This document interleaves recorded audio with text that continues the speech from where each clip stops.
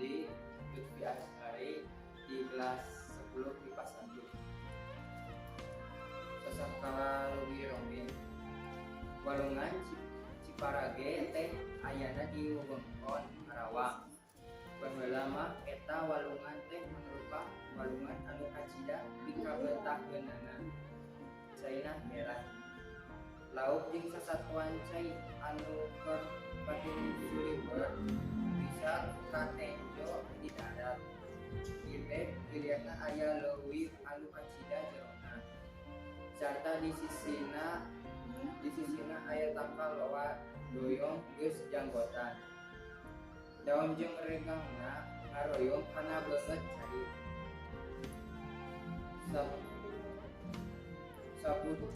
Sabudeureun eta tempat mah arariuh ku tatangkalan. Sok diparake tempat arulin jeung pangreurehan. Wong budak anu munding wong lalar liwat aja sok ngareureun kacapena teh di dinya. Kiwari sisi walungan Ciparage teh geus pinuh dua bangunan imah jeung warung kaget. Kacaritakeun di lembur muara gilireun walungan Ciparage rek ngahayakeun taur ka laut anu disebut Hadran.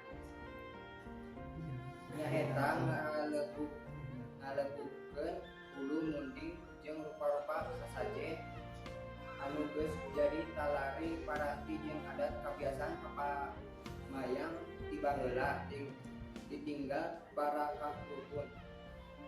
Kabiasaan sejena samemeh atawa sanggeus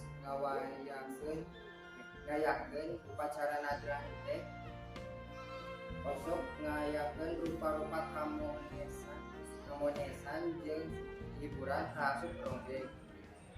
Tah harita oge pas pidua poeeun deui kana rek diayakeun upacara nadran aya rombongan kasediaan ronggeng nu rek milu ngareurah acara lugu hulu munding kalaweut. Harita teh poe Senen pukul 1 beurang panon poe jeung wejeungna mentrang-mentring. Rombongan kasenian ronggeng tarupak parahu rek ngajugjug ka lembur muara. Barang parahu kira-kira 1 bak jauna kapalebah leuwih cai walungan teh ujug-ujug montah jiga anu keur ngagolak. Parahu anu ditarumpakan ku rombongan kasenian ronggeng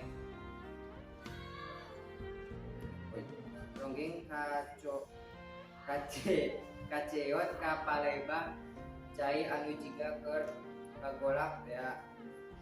Teu lila parahu teh jiga aya nu muwikeun ku tanaga rosa beuki lila muihna beuki tarik bae. Ngadenge sora pating koceak anu orokaya bisa jalma-jalma narapi ka eta patempatan parahu teh geus nanggung. Ari panumpangna hiji oge taya anu katutup. Sakur lalaki nu bisa ngojay mah harita oge junjreng ka walungan nu maksudna rek nulungan. Ngan hanyakal lepi laleuseut oge taya saurang urang acan katulungan dekat timur.